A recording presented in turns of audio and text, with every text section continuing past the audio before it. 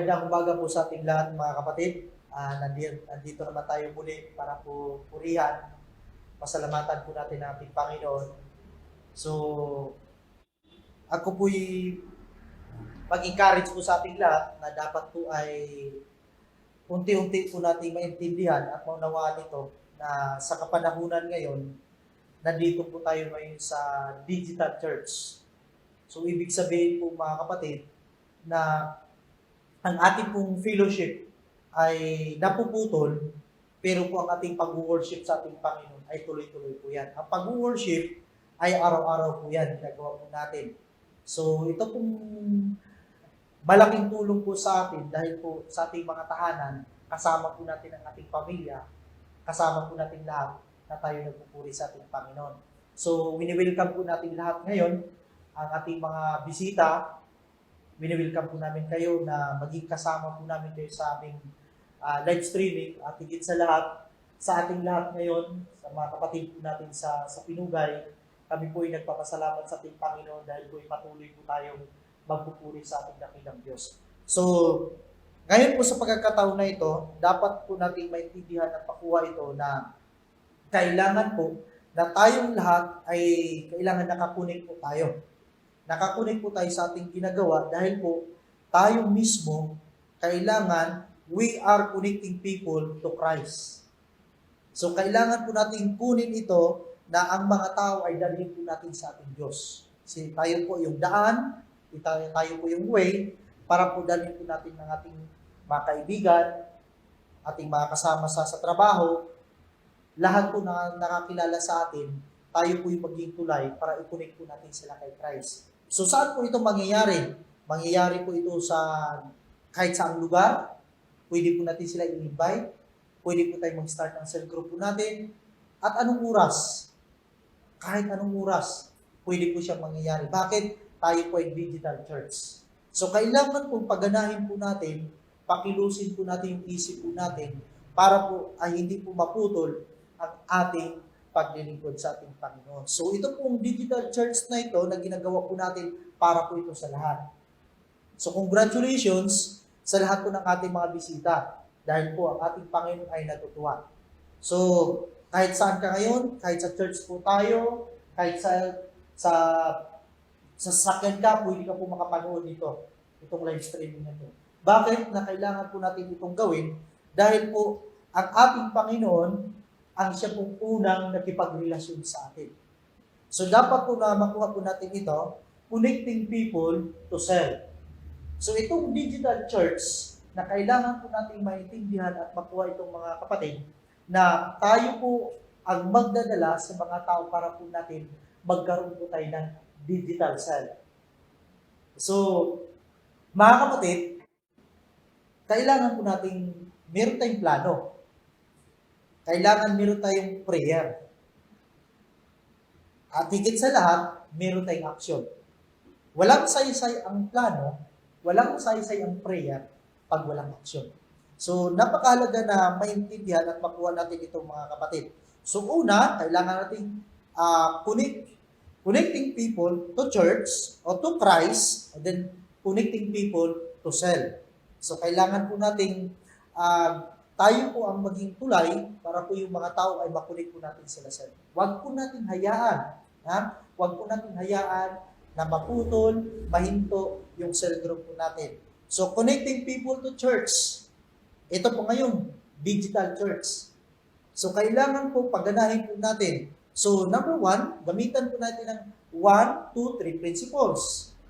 So, paano po natin yung mga kaibigan po natin, makakunik po sila dito sa ating digital church. So, Sabado pa lamang, 1 day before, pagsabihan na po natin sila bukas. Tol, pare, kumare. Meron po tayong digital church. Connect po tayo sa page natin. Ibigay po natin yung page po natin. Okay? 1 day before. So, po araw ng linggo, 2 hours before, kailangan po natin mapagsabihan na naman ulit yung mga kaibigan natin na magkaroon po tayo ng live stream, parimahin po natin sa kanila. Tawagan po natin, i-text po natin. So yan po yung part ng strategy para po makakonect po tayo sa tao. And then, connecting people to the Christless. Okay, so kailangan natin sila i-connect po kay Christ. Hindi po sa akin, kay pastor, hindi doon sa mga cell leader, kundi i-connect po natin doon kay Christ. So napakaganda po mga kapatid na lahat po tayo nagpapunction. Lahat po tayo nagpapunction. Huwag nating hayaan ang sitwasyon natin ngayon, itong pandemic ngayon, ay ihinto po tayo. Ha? Imbis, itong sitwasyon na ito, mas lalo pa tayo magpagamit sa ating kay Lord. So mag-isip tayo. So alam niyo po ngayon sa umaga na ito, isa sa pinakamagandang tatalakayin natin dito po sa account sa Biblia, sa 2 Timothy chapter 2, verse 1 to 3. 2 Timothy chapter 2, verse 1 to 3. Sinabi po dito, "You then, my son, be strong in the grace that is Christ Jesus, and the things you have heard me say in the presence of many witnesses, entrust to reliable people who will also be qualified to teach others. Join with me in sufferings like a good soldier of Christ Jesus."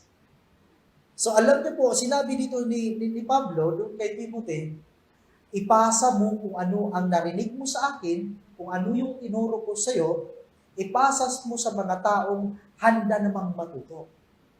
So yun po yung tinatawag itong discipleship. And then, join with me in sufferings like a good soldier of Christ. So ngayon sa umaga na ito, gagamitin ko pong acronyms ng Sardinas. Sardinas Principles. Ngayon po, talaga po kahit saan po tayo, nagbibigay po ng mga ayuda sa Sardinas, kung ano pang, napakabinta pong Sardinas ngayon. Kung ikaw din ay isang army, kung ikaw isang pulis, isa po sa binabaon-baon po palagi yung Sardinas. Alam niyo po ba ang Sardinas, kahit anong isahog mo, pwede siya. Ang Sardinas, kahit lagay mo siya ng talbos, pwede siya. Patakan mo ng kamatis, patakan mo ng kalamansi, pwede mo siya kainin. So ngayon sa umaga na ito, gagamitin po yan Sardinas Principles. Napakaganda ito mga kapatid. So, Sardinas Principles na sinabi dito, like a good soldier of Christ Jesus. Number 1, letter S ay soldier. Soldier. So, sinabi dito, physical o fitness, endurance. Ang pagiging soldier po, kailangan meron pong physical fitness. Hindi po pwedeng soldier, palam-palampa. Hindi pwedeng pagiging soldier kung disabled. Kailangan po physical fitness. So, ibig sabihin po ang pagiging soldier, kailangan po, meron po siyang presence of mind. Ang kanyang pangatawan ay malusog. So, ngayon po sa kapanahunan natin ngayon, kailangan po, we are the soldier of Christ. Kailangan meron tayong presence of mind. Presence of mind po dun sa mga cell group natin. Kumusta na po sila? Natatawagan mo ba sila? Nate-text mo ba sila? So, kailangan, bilang isang soldier, meron siyang monitoring.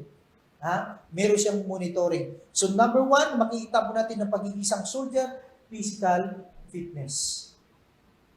Kailangan po malusog. Kailangan po malusog. Number 2, active duty.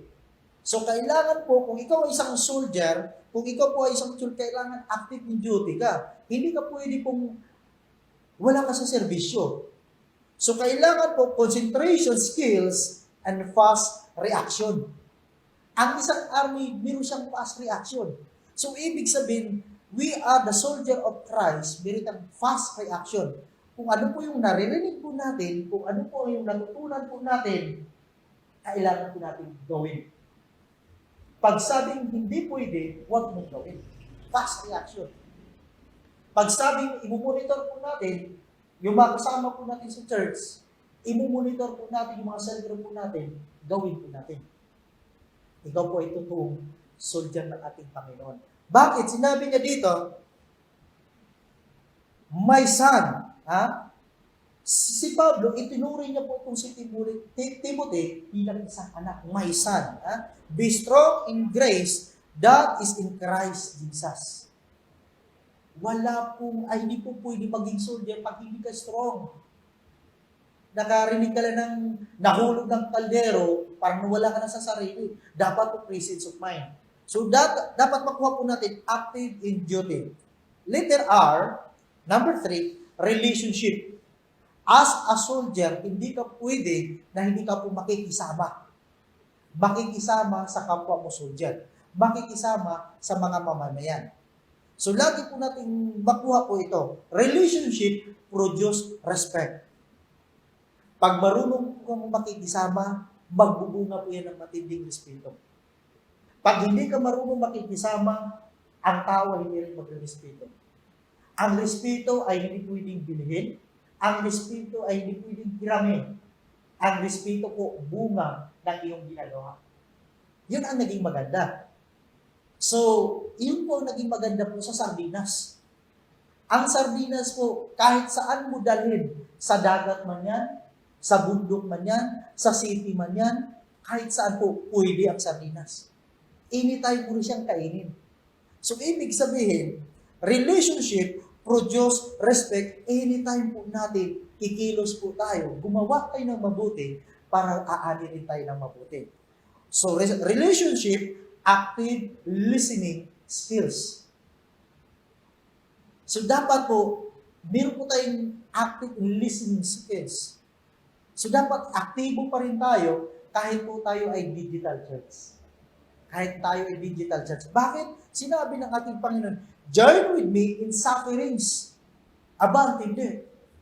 Pag magiging soldier ka, pag magiging army ka, pag magiging pulis ka, katakot-takot po na training. Katakot-takot na training. Bakit sinabi niya dito? Join with me in sufferings like a good soldier of Christ Jesus. So, walang sinabi dito, pag ikaw ay maging soldier ng ating Panginoon, pag ikaw ay maging sundalo ng ating Panginoon, walang sufferings. Pag magiging soldier ka pala, mayroong matinding training. Mayroong matinding ensayo para po mapaglabanan po natin ang ating kaaway. Relationship produce ability to follow instruction quickly. Nandun yung obedience. To follow instruction quickly. Ang totoong disciple ng ating Panginoon, masunurin. Masunurin. Ang totoong disciple ng ating Panginoon, active in presence. Nakuha po ba natin? So, naging malinaw po yan dito. So, soldiers, active in duty, relationship, pang-apat po ay discipline. Discipline. So, ability to work well with others in a team.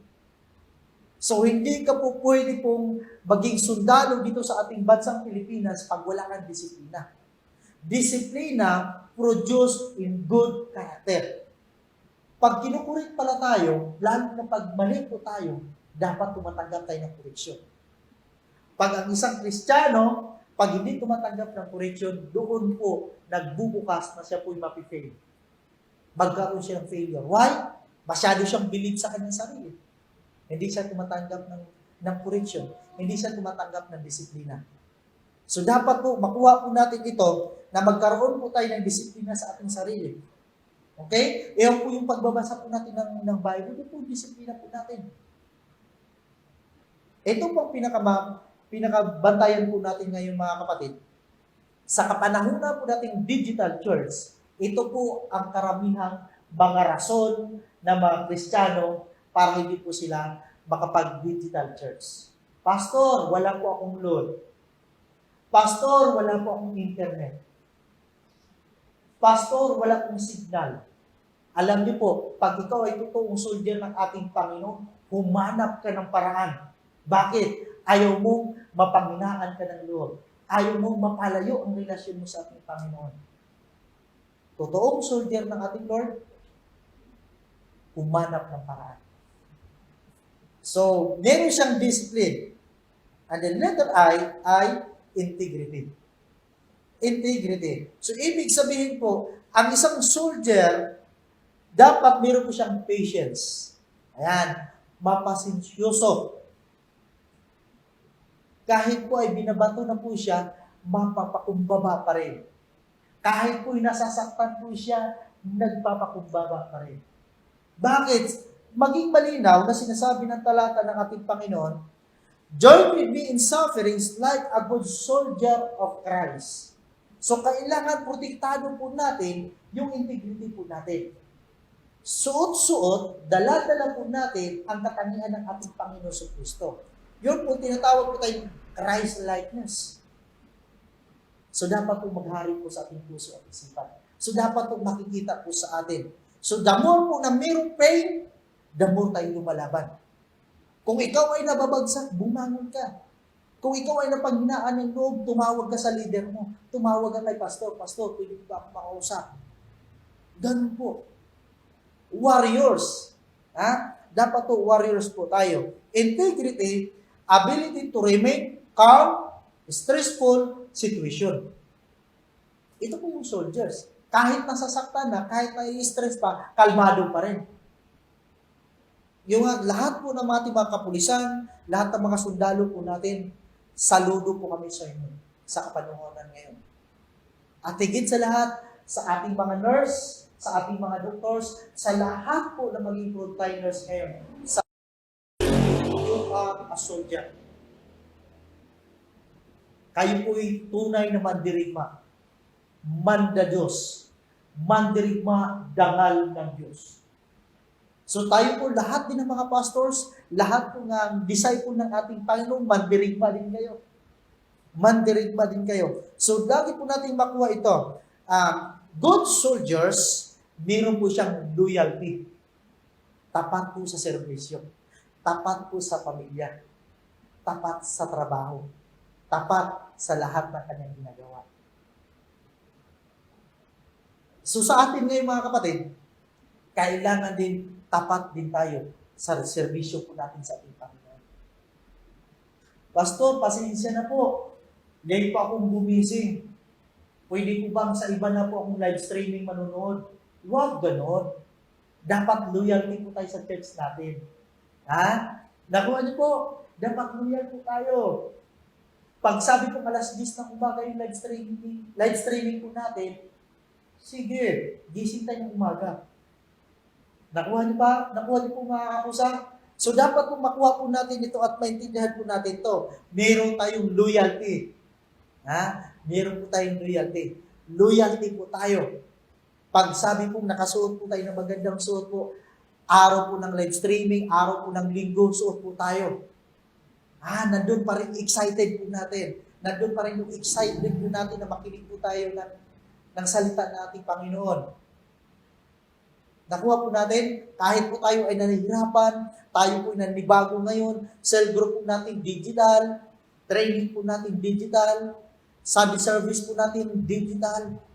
Pero, ito lang ang alam ko, walang mahirap sa merong gusto at maparaan. Nakuha po ba natin mga kakusap? So ito po ay lagi po natin maintindihan ito. And then after integrity, sardinas, okay? Numerous other benefits. So ang mga soldier po, ito po mga kapulisan po natin, mga army po natin, pambina, marami po yun silang benepisyo. Buhay po nila, nakapanumpa po yan sa ating bansang Pilipinas na itinalaga po nila na maglingkod po sa atin. Bakit? Meron po silang benepisyo. Pag mamatay po sila, meron pong matatanggap ang kanilang pamilya, may benepisyo po sila. Pero po tayo ang soldiers ng ating Panginoon na meron po tayong magandang benepisyo sa ating Lord. Alam niyo po, ang benepisyo po natin, kahit nakaupo ka, hindi mo binibayaran yung hangin. That is a good benefits. Wala kang trabaho, nagugulat ka na lamang, meron pong nagpadala ng bigas sa'yo. Yun po ang benepisyo natin. Ano ang dapat natin gawin? Magtiwala tayo sa Diyos. Magtiwala tayo sa Kanya. Magtiwala po tayo na matatapos po ito. Pero haharapin po natin ang bagong normal po na takbo po natin digital church. So mga kapatid, ilagay po natin sa ating isipan. Wala pa pong vaccine. Huwag po maging matigas yung ulo po natin. Pag bawal lumabas, huwag lumabas. Wala pang batas na lumabas. Wala pang vaccine. So mga kapatid, dapat po makuha po natin ito. So marami po tayong face, combat, hardship. Kahit po nahihirapan na po ang isang soldiers, lumalaban pa rin siya. Bumabangon pa rin siya. Kasi po nananumpa po siya sa bansang Pilipinas, whether you like it or not, mamatay man o sa hindi, maglingkod po sila sa bayan po natin. So dapat meron din tayong ganun. Matapang po tayo. Matapang po tayo sa kingdom ng ating Panginoon Diyos. Matapang po tayo sa lahat ng ating ginagawa para ipapurihan ang ating Panginoon. Ulitin ko, imumonitor po natin yung mga cellphone po natin. Dapat po pag matapos itong pandemic na ito, greater things are yet to come. Greater things are yet to come. So bakit ginagawa pa rin natin itong mga kapatid na meron po tayong live streaming? Kasi gusto po namin, konektado pa rin tayo sa isa't isa. Konektado pa rin tayo sa isa't isa. So dapat makuha po natin ito. Then, next po, ito pong tinatawag na awake, alert, gising, alerto. Ha? Sinabi dito, alert, act appropriate, kumilos ng naaayon. Nakuha nyo? Kumilos na naaayon. Ano po bang ibig sabihin nito? Kumilos po tayo, naaayon po sa sinasabi ng ating Panginoon, which is the Bible. Dahil po ating final constitution, the Bible. So dapat po makuha po natin ito. Napakasarap po kainin ang sardinas. Naalala ko po, kung nandun pa kami sa probinsya po namin sa Davao, pambira, umaga, sardinas. Tanghali, sardinas. Gabi, sardinas. Sardinas na nilagyan ng malunggay. Sardinas na nilagyan ng patula. Lahat ng putahe ng sardinas, siguro nakain na po namin. Dahil po ang sardinas, kahit anong sitwasyon, tag-init man at tag-araw, magagamit po yung sardinas. So ganun din sa atin. May pandemic o wala, magagamit po tayo sa kingdom ng ating Panginoon. So dapat po maintindihan at makuha po natin ito. Awake in good character. Ang paglilingkod sa Lord, kailangan meron po tayong compassionate heart. Good character. Hindi pwedeng magiging good kung bad ka. Hindi pwedeng magiging good kung pasaway ka. Ang karamihan po na napaghinaan po ng relasyon sa ating Panginoon, yung pong hindi na po konektado kung ano na po nangyayari sa church po natin. Yung pong hindi na po konektado sa cell group natin. Hindi na po konektado sa training natin. Hindi na po konektado sa lahat ng ginagawa sa church. Napapansin mo yan, napanghinaan ka na. So ito po yung panahon na tina-challenge kita. So alert, awake, presence of mind, intellectual capacity.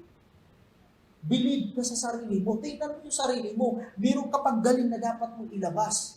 Huwag kang magpatulog-tulog. Huwag ka nang magpatumpik-tumpik pa. Bango na. Ngayon po, kailangan mo lang kumilos. Magti-3 months na po tayo makakakusa. Ha? Huwag ka nang umasa na makabalik ka pa doon sa trabaho mo kasi nagtanggalan na po ng trabaho ngayon. So mag-isip ka kung paano ka pa mag-start ng negosyo. Hello? Nakuha niyo po? Paano ka pa makapag-start ng online business? So, makuha po natin ito, alert, and then the last one is strong. Dapat po malakas. Sinabi din dito na kailangan ang the good soldiers, kailangan marunong po siyang mag-direct. Good soldiers, marunong po siyang mag-organize. And then the good soldiers, marunong po siyang magpasa sa kanyang natutunan at doon sa mga kakusa niya, sa mga disciples. Yun po ang totoong soldiers. Hindi madamot. Hindi madamot. So, ang challenge po natin ngayon, na kailangan, the principles of a good leadership, know yourself and seek self-improvement. Suriin mo yung sarili mo, and then mag-i-improve ka. I-improve po natin. Number 2, be technically and tactically proficient. Kailangan po, magaling po tayo. Huwag ka pong magsabi sa sarili mo, mahina ka. Huwag ka pong magsabi sa sarili mo na hindi mo kaya. Kaya mo yan. Ilabas mo yung galing mo. Ilabas mo yung galing mo. Know your subordinates and look out for their warfare. So, kailangan po natin, titignan po natin mga kasama po natin. Kumustahin po natin sila. Nakuha? Kumustahin po natin siya, ano na po nangyari sa kanya. So, kailangan po natin, tayo po ang spiritual soldier na kailangan po natin i-follow up po natin mga kasama po natin. Higit sa lahat, yung po mga cell group po natin. So, sinabi din dito, keep your subordinates informed. Set the example. Magiging example po tayo sa pag-iisip, magiging example po tayo sa gawa, at magiging example po tayo sa ating pananalita. So, dapat makuha natin ito. Ensure the task is understood, supervised, and accomplished. Hindi ka po magtatagumpay pag wala kang natapos. Hindi ka po magtatagumpay pag wala kang natapos. Katulad po ng mga kasama ko dito sa multimedia.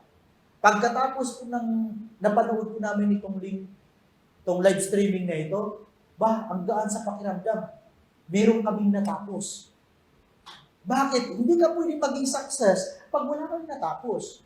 Pero mga kakusa, dumanas din kami sa sobrang hirap. Dumanas din kami ng kung anong dapat gawin. So, dapat naintindihan po natin, set the example of others and then train your subordinates as a team. So, teamwork po tayo dito. Teamwork po tayo. So, kailangan namin kayo, kailangan niyo po ako, kailangan po natin ang bawat isa. Team. Bakit? We are one heart and soul. Isang pamilya po tayo. Isang pamilya po tayo. So dapat mo, develop a sense and responsibility among your subordinates. So kailangan po natin, meron pong nadidevelop sa atin. Meron pong nadidevelop. Kung ikaw ngayon ay hindi ka pa nakapag-umpi ng digital cell, mag-umpisa ka na. Kung ikaw ngayon ay hinihintay mo pa kung kailan po tayo magkaroon ng mass gathering, huwag mong hintayin. Gawin mo na yung cell digital. So, naunawaan po ba natin ito? So, dapat po makuha po natin dito. Sinabi din dito, employ your command in accordance with its capabilities. So, employ, ibig sabihin, ito pong ina-attach po sa atin, sinasabihan lalo po yung mga leaders po natin. Sinabi ko po yan sa inyo dahil po nakikita ko na kaya niyo po yung gawin yan. Kaya niyo pong gawin yan. Seek and responsibility and take responsibility for your action. Be responsible to your action. So, ibig sabihin, dito po makikita yung pagiging mature po natin. Dito makikita na tayong lumalago. Dito po makikita na isang pamilya po tayo. Walang naglaglagan, walang iwanan, sama-sama po tayo sa hirap at ginawa. So ano po ba dapat natin gawin? Sino po dito nakakain po sa atin dito ng 5-5 sardines?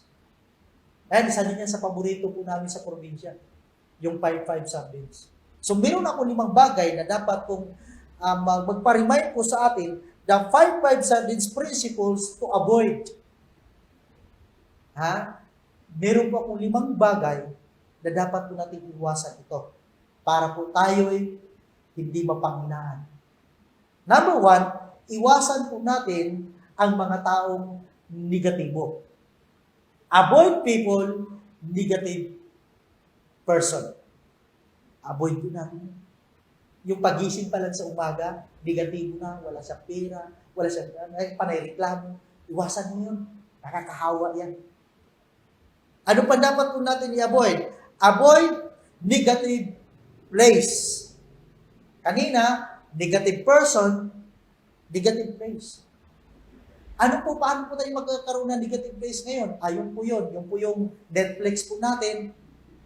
Panay laro ka na lang. Ayun po yung mga lugar yun. Kasi isang lugar ka ngayon, nandun ka na sa tahanan mo eh. So yun ang bantayan mo. Wala ka na nagawang trabaho dahil po nanood ka lang ng Netflix. Wala ka na nagawang trabaho. Bakit? Nag-i-email ka na lamang. Nakuha, avoid. Iwasan niyo po yan. Avoid negative picture. Ayan, lalo na po sa social media, marami po mga negative picture na makikita po natin na nagpapalayo sa iyong relasyon sa ating Panginoon. Hanggang nag-create ng imagination sa isip mo. Iwasan niyo po yan. Avoid negative people, avoid negative place, avoid negative picture, and then avoid negative pattern. Iwasan po natin yun. Now, kung ikaw ay nalilihis na po dito, iwasan mo yan.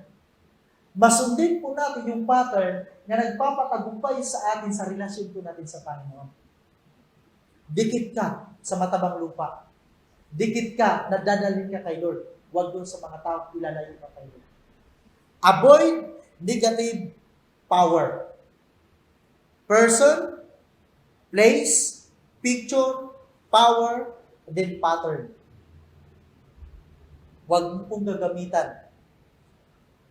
Dahil ikaw ay makapangyarihan, ikaw ang masusunod. Iwasan mo yan. Babagsak ka ng babagsak yan. The more kang pinagpala, the more ka naging magaling, the more ka naging humbleness sa iyong sarili. So mga kapatid, kapamilya sa Pinugay, ako po'y nagpapasalamat sa ating Panginoon. Ang sardinas, kahit anong sitwasyon, mainit man, tagulan, pwede mo siyang kainin. Good soldiers of Christ, kahit anong sitwasyon, may pandemic o wala, dapat po, alert po tayo. Awake po tayo. Alive po tayo. So sa pagkakataon na ito, na ang ating Panginoon nag-challenge sa atin, be a good soldiers of Christ. Be strong in the grace that is in Christ Jesus. So ang hamon sa atin ngayon, you are a good soldier of Christ. You are a good example to your family right now. So ang hamon sa iyo, kung hindi man, ang Lord nagbigay sa iyo ng chance para bumalik sa iyo. Kung ikaw ngayon ay wala kang relasyon sa ating Panginoon, ito ang pagkakataon, tanggapin mo siya bilang tagapagligtas, bilang tatay mo ang pusat sa puso. Ako po'y manalangin, kung ikaw ngayon ay hindi mo tinanggap ang ating Panginoon, tanggapin mo siya. Aminin mo, nagkamali ka. Aminin mo na hindi mo kaya yung pagwala sa wala ka ng Panginoon sa puso. Tayo kong manalangin. Dakilang Diyos na makapangyarihan sa lahat. Akin po dinadalangin sa Ama, meron man sa amin dito ngayon ay tanggapin ka bilang Panginoon na kanyang buhay, bilang maghari ng kanyang buhay. Lord, siya po ay tumawag sa iyong dakilang pangalan na Panginoon sa iyo. Maghari ka Panginoon sa kanyang Diyos. Panginoon, akin rin dinadalangin sa iyo, kapamilya po namin sa Pinugay Church of Christ. Pagpalain, bigyan mo sila ng presence of mind para po makapag-umpisa po sila muli ng kanilang mga source of income. Lord, haharapin po namin itong new norm na mayroong kagalakan sa iyo. Salamat, Lord, sa iyong kabutihan. Salamat, Lord, sa iyong pagpapala. Ingatan niyo po kami sa pangalan ni Jesus. Amen and amen. Magandang umaga po sa ating lahat, mga kapatid. Ako po si Pastor Louis Ilagan, minister po ng Pinugay Church of Christ. Mabuhay po tayong lahat. To God be the glory.